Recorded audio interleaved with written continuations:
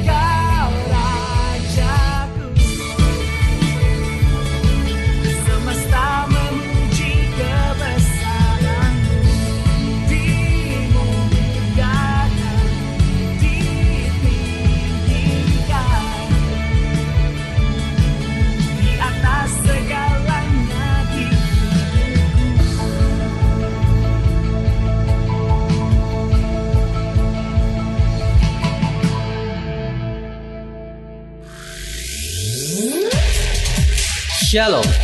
Anda akan mendengarkan program Puasa dalam Firman-Nya yang disampaikan oleh Pastor Dorcas Daud dari Hope ACC dan Dorcas Ministries. Selamat mendengarkan. Puji Tuhan, Shalom semua saudara-saudara. Kita akan berdoa terlebih dahulu. Kami bersyukur Bapa Surgawi, kami terus Engkau ajar dalam kebenaran firman-Mu. Kami membuka hati dan tanah hati kami menjadi tanah yang gembur. Setiap taburan firman Allah tidak tertabur dengan sia-sia. Roh Kudus menolong kami untuk bisa menangkap dan mengerti isi firman-Mu dengan baik, dengan tepat, dan dengan benar. Terima kasih Bapa, di dalam nama Tuhan Yesus Kristus kami berdoa. Haleluya, amin. Harmonis itu berbicara tentang hubungan. Dan hubungan yang saya bagikan saat ini bukan hanya hubungan antar kita saja, tapi ada 4 hubungan. Bagaimana hubungan itu bisa menjadi harmonis ketika kita mau membangun hubungan itu dengan aktif. Nah, hubungan ini perlu harmonis yang pertama dengan Tuhan. Yang kedua adalah hubungan dalam keluarga. Yang ketiga adalah hubungan dengan sesama. Dan yang keempat, hubungan dengan pemimpin. Harmonis merupakan sebuah hubungan yang kontinu, terus menerus, diwarnai dengan kehangatan, dan juga dilakukan dengan hati. Sehingga hubungan ini dikatakan sebagai hubungan yang sehati. Sekarang yang pertama adalah hubungan kita dengan Tuhan. Cukup harmoniskah? Atau hubungan dengan Tuhan hanya engkau lakukan seminggu sekali ketika ada ibadah gereja dan harus ke gereja? Apalagi kalau nggak ke gereja, ada seseorang yang akan mengingatkan dan menegur engkau. Daripada engkau malu ditegur karena tidak ibadah di gereja sebagai orang Kristen, akhirnya engkau memaksakan diri setiap minggu ibadah ke gereja. Tapi apakah hatimu betul-betul hati yang beribadah? Atau karena perasaan malu tadi? Nah, ibadah dengan Tuhan kalau tidak dilakukan dengan segenap hati, engkau tidak akan pernah bisa mendapatkan apa-apa.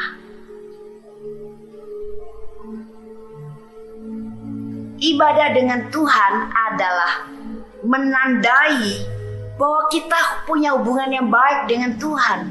Jadi hubungan ini bukan hanya dirintis atau kita ingat seminggu sekali.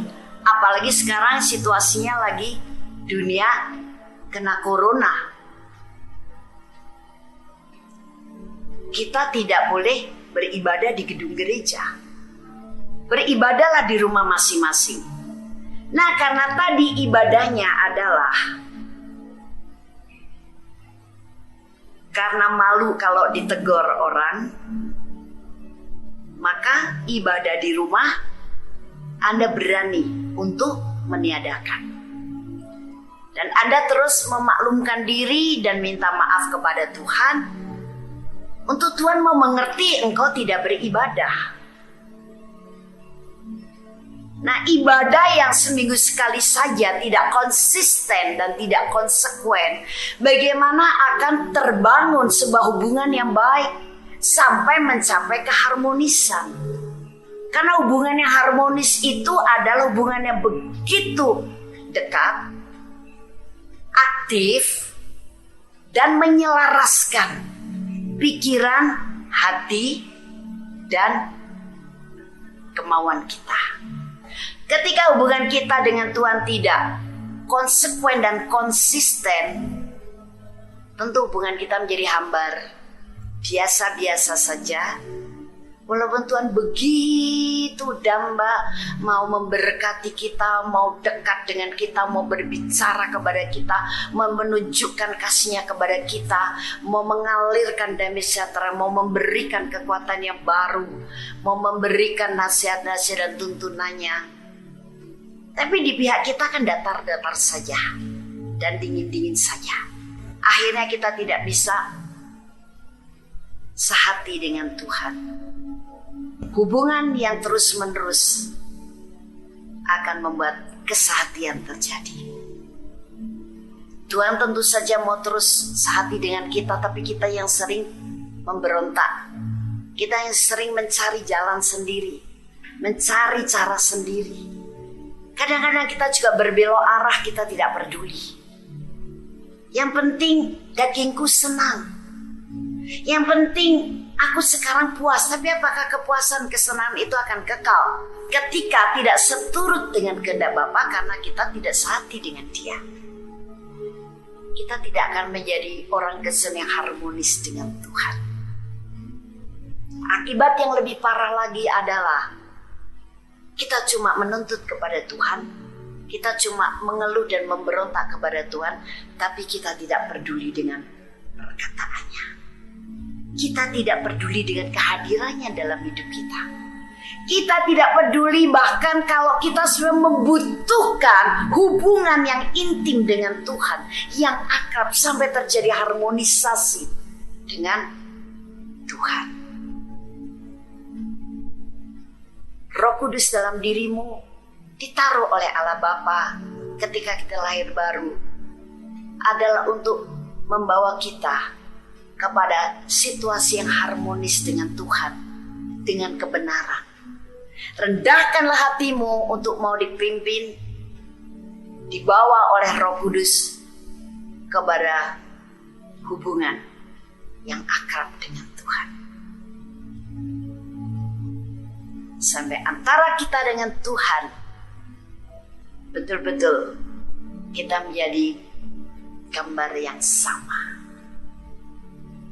Dan dunia akan melihat kita berbeda dengan mereka. Perhatikan di dalam Lukas pasal yang ke-10 ayat yang ke-42. Tetapi hanya satu saja yang perlu. Maria telah memilih bagian yang terbaik yang tidak akan diambil daripadanya. Kisah ini diawali dengan kedatangan Yesus dan murid-muridnya ke rumah Marta dan Maria.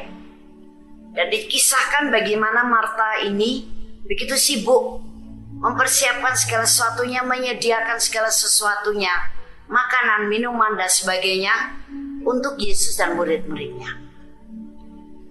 Dan ketika dia melihat Maria hanya duduk saja dekat kaki Tuhan, Marta marah. Mengapa saudari perempuannya ini tidak mau membantu dia, sehingga dia begitu kerepotan? Dan itulah yang dikatakan oleh Marta kepada Yesus, Guru, mengapa engkau biarkan Maria tidak membantu aku? Suruhlah dia bantu aku. Aku ini repot. Tapi Yesus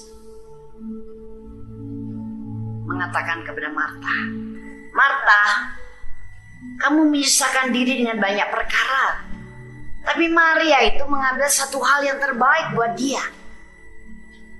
Mengapa? Dia mendengarkan suaraku, duduk dekat-dekat dengan aku, bahkan bersimpuh di kakiku. Inilah bagian yang terbaik yang diambil Maria. Artinya ini sesuatu yang kekal, yang berguna untuk seumur hidupnya. Dan kondisi ini sebetulnya mengingatkan kita betapa pentingnya hubungan kita secara pribadi dengan Tuhan. Itu yang membuat kita akan mendapat sesuatu yang kekal. Itu yang membuat kita mempunyai pegangan dan kekuatan dan segala hal yang menjadi pedoman hidup kita. Hubungan pribadi dengan Tuhan. Hubungan pribadi dengan Tuhan ini akan terjadi terus menerus ketika kita mempunyai hubungan harmonis dengan Tuhan. Kalau tidak, kita enggan. kita lebih sibuk dengan hal-hal yang dari dunia ini seperti harta. Bukan merasa perlu atau mengutamakan hal-hal yang rohani. Bukan membangun hubungan pribadi yang semakin kokoh dengan Tuhan. Itu sebabnya hubungan yang harmonis dengan Tuhan itu mirip penentu untuk kita punya kehidupan rohani yang sehat dan menjadikan hubungan harmonis dengan sesama. Nah, hubungan antar anggota keluarga. Saya akan bahas terlebih dahulu bagaimana hubungan antar suami istri. Perlu harmonis. Harmonis di sini bukan berarti hanya hubungan itu ditandai dengan di mana ada suami di situ ada istri, di mana ada istri di situ ada suami. Kalau itu memang bisa terjadi, tidak masalah, bagus-bagus saja. Tapi kadang-kadang waktu kita antar suami istri itu sering tidak bisa bersamaan.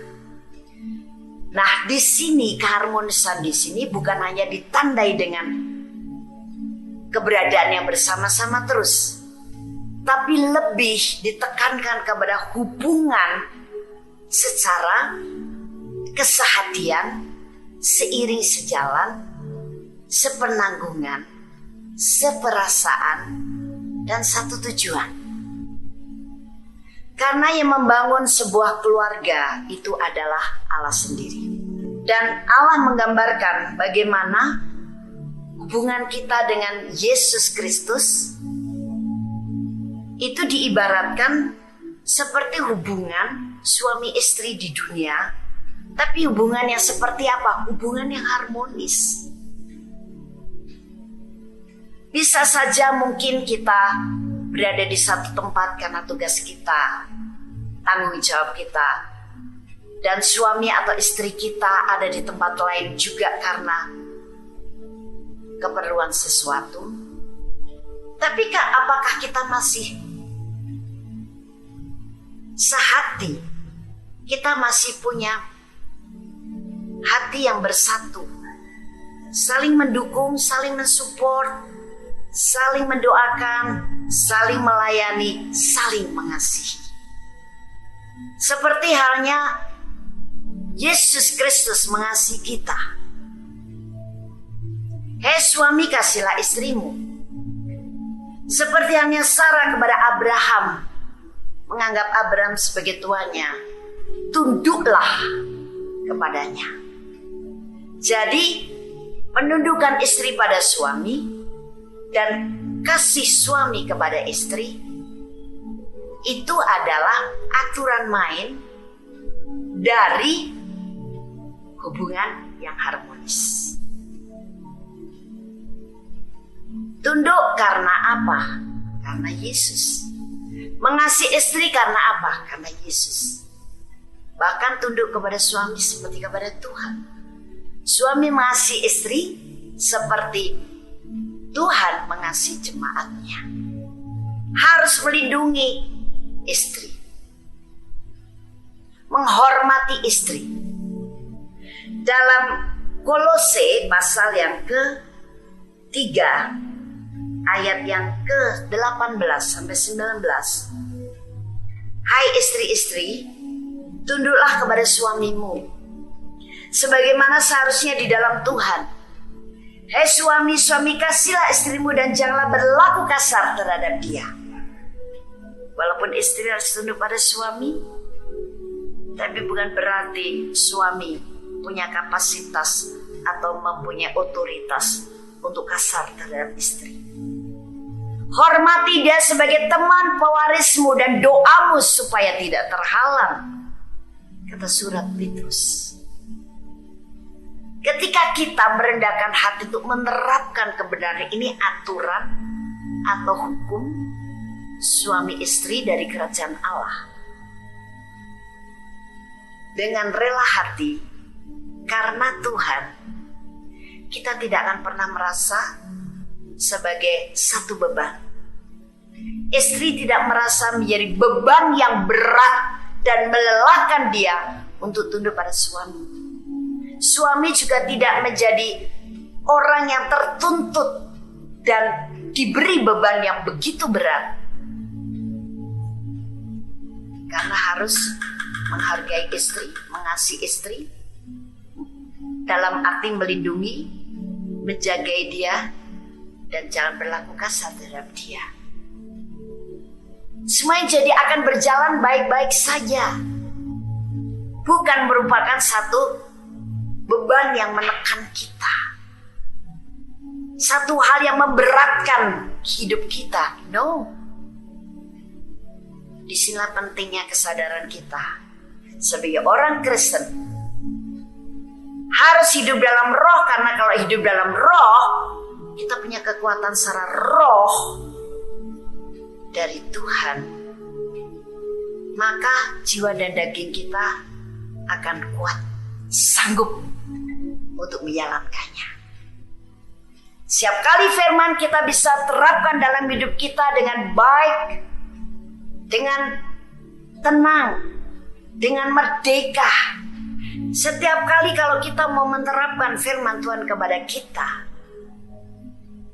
karena bukan kapasitas jiwa dan daging untuk melakukannya, tapi kekuatan dan kuasa roh yang membuat kita ringan-ringan saja menjalani firman itu. Tidak salah kita Perumah mengatakan, hiduplah oleh roh, jangan oleh daging, karena roh lah yang memberi hidup. Suami istri akan bergandengan tangan, bukan hanya secara fisik, tapi juga secara pikiran, secara hati, dan saling melengkapi, saling menutup dengan kasih, dan saling menerima satu sama lain dengan sukacita. Itu adalah harmonis dalam keluarga, hubungan antara suami istri. Nah, hubungan antar keluarga bukan hanya suami istri, tapi juga hubungan antara orang tua dan anak, anak kepada orang tua, kemudian dengan mertua, dengan ipar. Semua itu adalah anggota keluarga kita. Dan bagaimana orang tua kepada anak, anak kepada orang tua. Apakah orang tua bisa menjadi contoh bagi anaknya? Karena apa yang dilakukan oleh anak dan bagaimana kondisi anak, lebih banyak dia serap ketika dia dari kandungan, kemudian kanak-kanak, bagaimana kehidupan orang tua banyak mewarnai kehidupan anak, menjadi pengaruh bagi dirinya. Itu sebabnya orang tua perlu membimbing anak-anak untuk mengenal Tuhan dengan benar, membangun mesbah keluarga. Anak kepada orang tua, dari Kolose 3 ayat 20, hai anak-anak, taatilah orang tuamu dalam segala hal, karena itulah yang indah di dalam Tuhan. Bagaimana keindahan dalam Tuhan adalah kalau hubungan antara orang tua dan anak, anak dan orang tua itu harmonis. Dan anak sekarang, taatilah orang tuamu dalam segala hal. Apa yang diajarkan oleh orang tua atau dinasihatkan oleh orang tua, kalau sesuai dengan keinginan kita, kita mau mentaatinya, bukan. Tapi taat ini adalah mutlak. Yang penting di sini anak-anak taat kepada orang tua. Nah, sehingga tadi saya katakan bahwa orang tua harus menjadi contoh suri toladan untuk anak-anaknya. Kalau orang tua adalah orang tua yang mengasihi Tuhan, mengenal Tuhan dan hubungan dengan Tuhan harmonis, pasti dia menjadi contoh yang baik untuk anak-anaknya. Kemudian dengan mertua dengan menantu. Saya teringat dengan kisahnya seorang janda bernama Naomi. Dalam waktu yang bersamaan, Naomi kehilangan suami dan 2 anaknya laki-laki, di mana 2 anaknya laki-laki ini sudah menikah. Yang satu dengan Ruth dan satu dengan Orpa. 3 laki-laki yang berada dalam kehidupan Naomi meninggal semua. Tapi apa yang terjadi dalam kehidupannya? Ketika Naomi melihat kedua menantu perempuannya masih menyertainya, Naomi coba memberikan nasihat dan dorongan kepada mereka. Kamu sudah tidak ada lagi yang bisa diharapkan dari saya. Anakku laki-laki sudah habis mati semuanya. Dan tidak mungkin aku akan punya anak lagi. Kalau toh aku punya anak lagi, kira-kira mungkin karena menikah lagi. Apakah kamu akan menunggu anakku yang baru ini menjadi dewasa? Kamu udah usia berapa? Jadi baiklah kamu kembali ke rumahmu. Tapi apa yang dikatakan Ruth? Tidak, saya mau tetap mengikut engkau. Dengan Orpa tidak demikian. Dia pamitan kepada Naomi untuk meninggalkannya. Sampai Naomi yang mengalami perjuangan hidup karena menjadi seorang janda dan di tengah situasi zaman yang kering. Ruth dengan setia tetap menemani, mendukung, mensupport, dan sehati dengan Naomi. Sampai akhirnya dengan ketentuan Tuhan, Ruth bisa ketemu dengan Boaz. Tapi sekalipun menikah dengan Boaz, dia juga tidak meninggalkan Naomi. Nah, ini seorang menantu yang punya hati yang tulus. Bukan hanya mencintai dan mengasihi suaminya, tapi juga orang tuanya. Bagaimana dengan kita-kita? Saya percaya Naomi juga menjadi orang mertua yang baik. Tapi bahagianya adalah dia menjadi mertua yang baik, tapi dia tidak disalah mengerti oleh menantu. Kadang-kadang ada mertua yang sebetulnya sangat baik, sangat mencintai, sangat mengasihi menantunya, tapi disalah mengerti oleh menantu. Dikira mertua terlalu peduli, dikira mertua tidak punya hati, tidak memberi perhatian, atau tidak mengasihinya, atau kecurigaan-kecurigaan yang lain. Hubungan yang harmonis antara mertua dan menantu, menantu dan mertua, itu juga menjadi hukum kerajaan Allah. Harus kita terapkan. Tidak ada alasan apapun. Kemudian dengan para ipar, bagaimana hubungan kita? Apakah kita menerima dengan segenap hati bahwa mereka adalah anggota keluarga kita juga? Sehingga kita juga bisa berjalan seiring sejalan dengan mereka. Tidak saling melukai, tidak saling mencurigai, tidak saling merugikan, tidak saling mencela, tidak saling menuntut. Tapi masing-masing kita menampakkan diri pada porsi kita, dan kita melakukan hubungan yang aktif secara baik sehingga terjadi keharmonisan. Bagaimana harmonisnya kita dengan sesama? Dan saya sudah katakan bahwa harmonis di sini dalam rangka hubungan. Sekarang bagaimana hubungan kita dengan sesama? Selama ini hubungan kita dengan sesama seperti apa? Apa hubungan itu baik terus atau naik turun? Kadang baik, kadang buruk. Bahkan ketika sudah buruk langsung putus hubungan. Atau walaupun berhubungan lagi kita masih punya kesan negatif tentang orang itu. Atau dia masih menyimpan kesan negatif tentang kita. Nah, ini semuanya bisa terjadi karena apa? Kurang keharmonisan dalam hubungan. Jadi hubungan dengan sesama yang harmonis adalah seperti Filipi 2 ayat yang ke-5. Dikatakan di sini, hendaklah kamu dalam hidupmu bersama menaruh pikiran dan perasaan yang terdapat juga dalam Kristus Yesus. Jadi bagaimana kita berhubungan dengan sesama, dengan orang lain, siapapun itu, teman kita, saudara kita, orang yang baru kita kenal, orang yang sudah lama kita kenal tapi jarang berjumpa, atau tetangga kita, atau siapa saja. Itu perlu keharmonisan.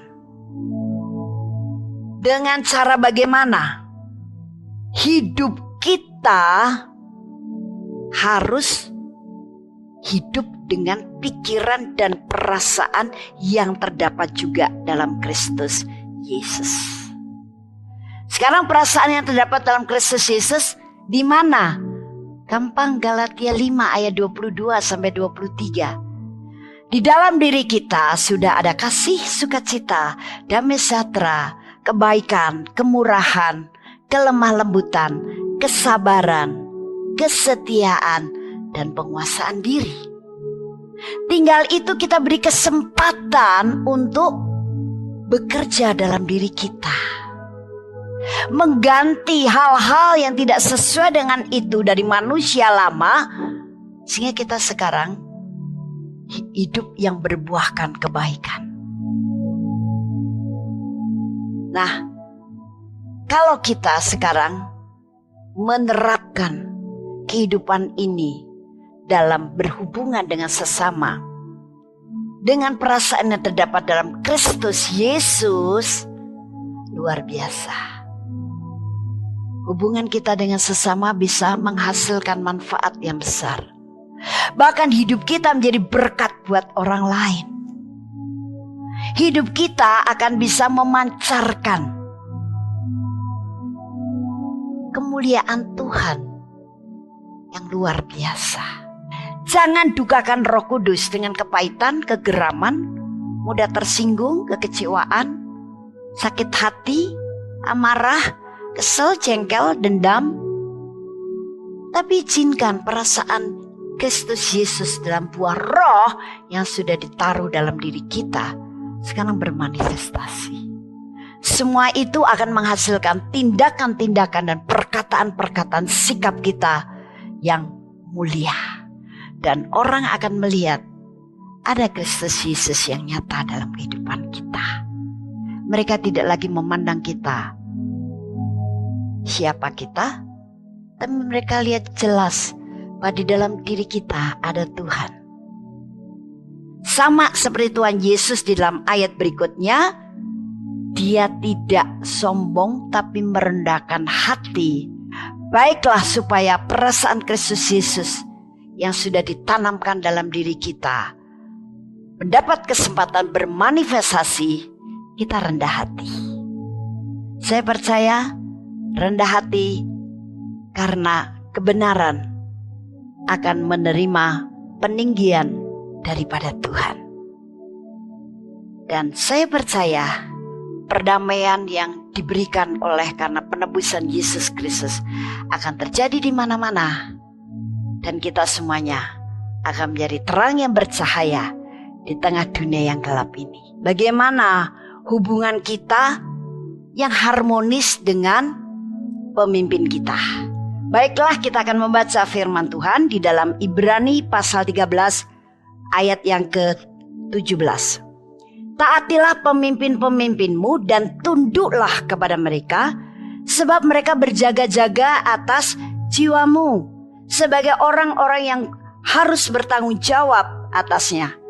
Dengan jalan itu mereka akan melakukannya dengan gembira, bukan dengan keluh kesah, sebab hal itu tidak akan membawa keuntungan bagimu. Sekarang siapa pemimpin yang dimaksud di sini?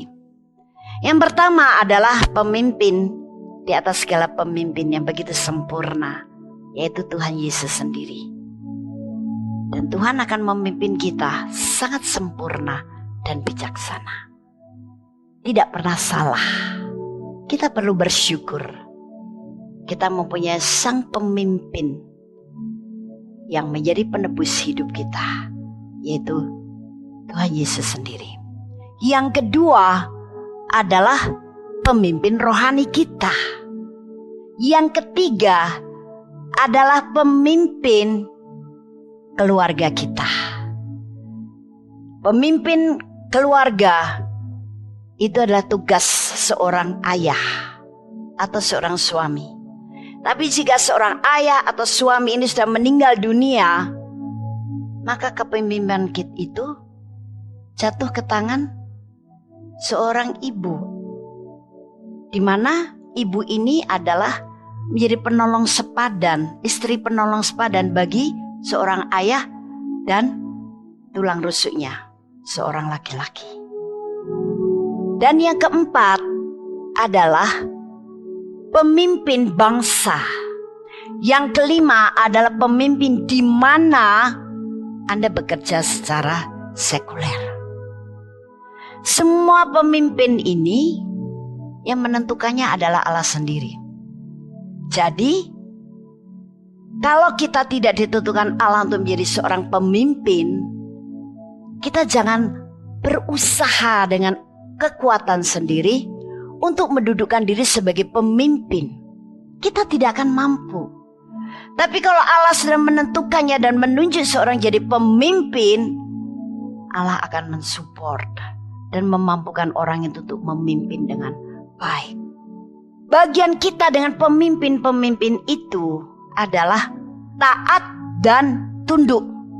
Terlepas dari pandangan kita terhadap pemimpin itu, ada kekurangan,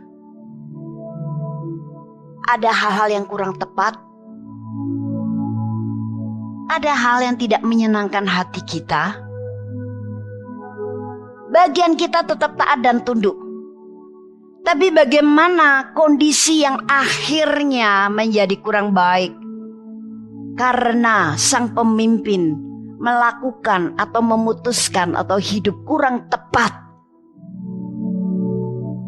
Bukan kita untuk mencela, menggosipkan,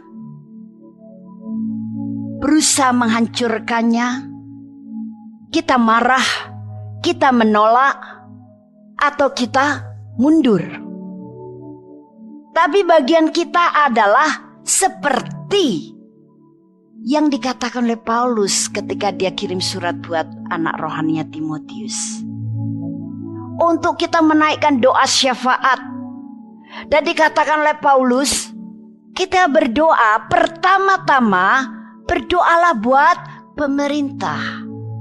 Dan pemerintah ini bukan hanya berbicara mengenai kepala negara sebuah bangsa atau pemimpin bangsa tadi, tapi juga berbicara mengenai seluruh pemimpin di dunia ini, kecuali sang pemimpin yang orisinil, yaitu Tuhan Yesus. Lebih baik kita mendoakan, kita mengerjakan melalui permohonan kepada Tuhan untuk bisa terjadi perbaikan-perbaikan, untuk supaya sang pemimpin kita hidup dalam jalannya Tuhan, untuk setiap keputusan pemimpin kita memutuskan apa yang daripada Tuhan, untuk membuat sang pemimpin kita tetap bersukacita, tetap sehat, tetap bersemangat dalam memimpin, jujur, baik, berhikmat, berjiwa besar, dan kuat. Nah, itu adalah tugas kita. Jangan kita hanya bisa menuntut, tapi kita tidak ambil bagian apa-apa untuk keberhasilan kepemimpinannya. Kita menuntut yang baik, tapi kita tidak mau mendukung, hanya mencela. Kita pengen hidup enak, kita pengen diberkati oleh seorang pemimpin rohani, tapi kita hanya menjadi penonton dan menjadi komentator. Tidak adil. Itu sebabnya Paulus dengan tegas mengatakan, pertama-tama naikkan doa untuk pemerintah. Dan sekali lagi pemerintah ini berbicara mengenai pemimpin di bidang apa saja. Itu yang namanya kita bertindak sebagai orang kerajaan Allah. Dan kita adalah orang benar. Dikatakan sangat besar kuasa doa kita jika kita mau berdoa. Tapi kalau kita tidak mau berdoa, ya kuasa itu tak terjadi. Kuasa itu terjadi ketika kita berdoa. Ketika kita melakukan hal seperti itu, apa yang terjadi? Sang pemimpin ini akan dirubah oleh Tuhan. Kita tidak bisa merubah seseorang. Hanya Tuhan yang berkuasa merubah seseorang. Bagian kita mendoakannya, memohon kepada kasih, kekuatan, dan kuasa Tuhan. Hasilnya akan luar biasa. Ketika kita kemudian mengalami kepemimpinan yang lebih baik daripada sebelumnya, kita akan menikmati berkatnya, kita menikmati damai sejahteranya, kita menikmati sukacita, kita menikmati kenyamanan dalam hidup, kita damai, kita akan mengalami hal yang baik. Dan mengapa kita mendoakannya? Karena kita tidak ditentukan untuk menjadi hakim-hakim sebelum waktunya. Tuhan menghakimi sendiri. Dan belum tentu yang kita rasa, yang kita pikir tentang sang pemimpin itu adalah salah. Barangkali di balik pandangan kita bahwa sang pemimpin itu sudah berbuat kekeliruan atau kesalahan, bisa juga itu ada hal-hal yang baik, rencana Allah yang indah terjadi. Jangan menghakimi, mencela, memandang, mempunyai persepsi menurut perasaan kita. Padahal belum tentu ketika kita mendudukan diri sebagai seorang pemimpin, padahal kita ditentukan Allah untuk menjadi pemimpin, kita akan mampu memimpin dengan lebih baik daripada dia. Seseorang mampu memimpin itu karena kekuatan dan pilihan Tuhan. Tapi bukan berarti kalau kita bukan seorang pemimpin, kemudian kita menjadi pasif, menjadi dingin, acuh tak acuh. Kita tidak mau tahu. Maunya kita hanya menerima berkat. Maunya kita hanya diperlakukan dengan baik. Maunya kita hanya dicukupi, dibuat senang. Bukan. Jangan juga kita menjadi rendah diri. Rendah diri beda dengan rendah hati. Kalau rendah hati itu bagus, positif. Itu juga karakter Kristus. Tapi rendah diri itu negatif. Jangan juga rendah diri dan merasa tertolak, merasa terbuang, sehingga menjadi orang yang pasif. No. Tapi kita perlu tetap aktif, bersemangat untuk mendukung para pemimpin ini dengan hati yang tulus, supaya semuanya kita bisa menikmati kehidupan yang sejahtera bersama-sama. Kehidupan yang lebih baik bersama-sama. Pemimpin-pemimpin di dunia ini yang perlu kita dukung dalam doa. Karena kalau pemimpin yang tertinggi yaitu Yesus Kristus sudah sangat sempurna. Jadi inti daripada tentang harmonis, saya ulaskan sekali lagi, adalah yang pertama, hubungan yang harmonis dengan Tuhan. Yang kedua, hubungan yang harmonis antar anggota keluarga. Dan yang ketiga, hubungan harmonis dengan sesama. Dan yang keempat adalah hubungan yang harmonis dengan pemimpin. Itu yang harus terjadi dalam hubungan kita di dunia ini. Haleluya. Kami percaya Anda pasti diberkati oleh firman Tuhan yang disampaikan oleh Pastor Dorcas Daud STH dari Hope ACC dan Dorcas Ministries. Dan bila Anda memiliki pertanyaan seputar kegiatan pelayanan kami, Anda dapat menghubungi kami di 08 222 703 0006. Sekali lagi di 08 222 703 0006. Sampai jumpa kembali. Tuhan Yesus memberkati.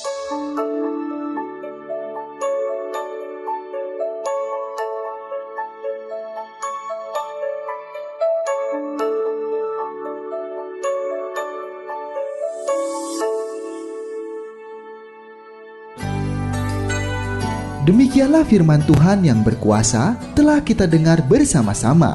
Dan kami percaya Anda sangat diberkati. Bagi yang membutuhkan pertumbuhan iman dan pelayanan lebih lanjut, Anda dapat menghubungi kami dan beribadah bersama dengan kami setiap hari Minggu di Gereja Hope ACC di ACC Center, Jalan Mekar Utama, nomor 31, lantai 3 Kompleks Mekarwangi, Bandung, pada jam 8.30. Ada kebaktian anak-anak pada jam yang sama. Ikuti juga Breakthrough Prayer setiap Jumat jam 18.30. Jika Anda membutuhkan dukungan doa, Anda dapat mengirimkan SMS ke nomor 0822 2703 0006. Tuhan memberkati.